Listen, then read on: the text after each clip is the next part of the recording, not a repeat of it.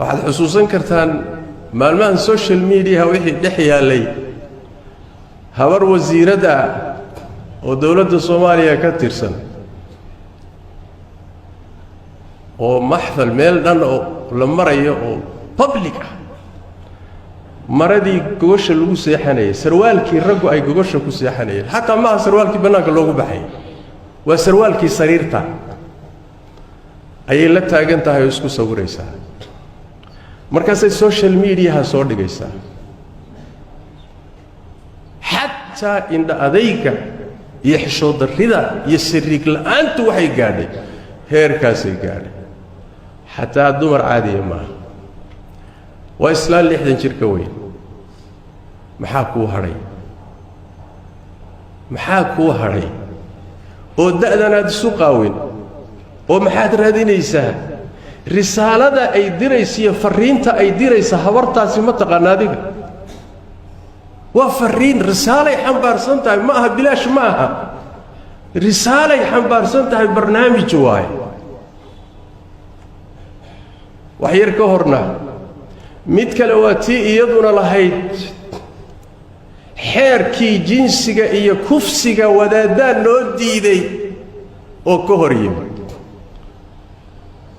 si ay toosh ugu ifiso wadaadaa waxaan diidan yaa diiday ummadii muslimkaa diiday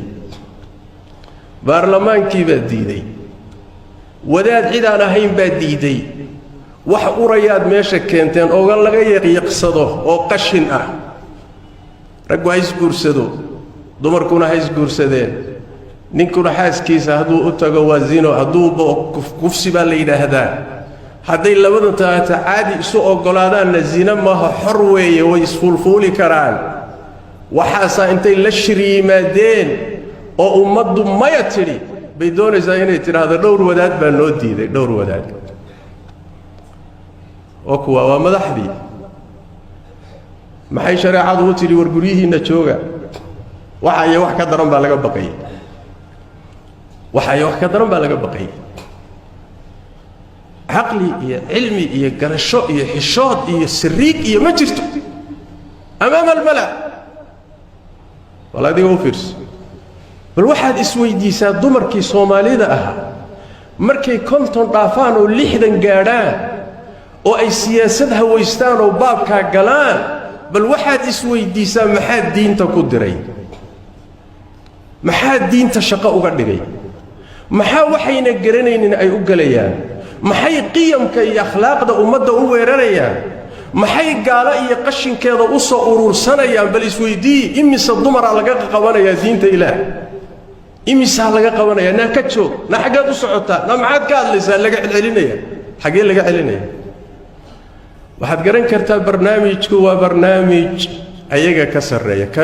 ayaga ka fog waay hal dawlad oo dawladaha reer galbeedka kamid ah waxay u diyaarisay barnaamijkaasi inuu Soomaaliya ka hirgalo oo qawaaniin laga dhigo intaasoo milyan oo dollar bay u diyaarisay qaar kamidana baxay qaar kamidana ay u diyaariyeen hal dawlad oo Yurub kamid ah war maxaa idinka galay maxaa ummadan ka rabtaa habar wareertay waa la arki jiray ruux dhalinyaro wareerana waa la arki jiray oday wareerana waa la arki jiray laakiin aniga midaan la yaabanaha waxay tahay dadka nooca u wareersan ee qaabka u yaala cidda xil u dhiibatay saddex mid waay in la qasbay oo la yiri dadka noocaas oo kala xil noogu dhiib oo macnaheedu noqonayo ummadan aad hor joogtay sideedaba taladeeda ummada kala leh mooyee adigu khiyaar ma lihid maye dadka noocan oo kala inaad ummadda hor keento waxoogaa maslaxa abaad dhaafsatay oo taana macnaheedu waxa weeye ummadda mustaqbalkeedii iyo diinteedii iyo akhlaaqdeedii agtaada suuqu yaalla oo waa iib yaa iga gadanaya tasaddexaadi waxa weeye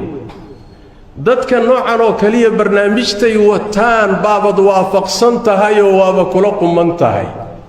saddex khiyaar oo midba midka kale ka xun yahay waay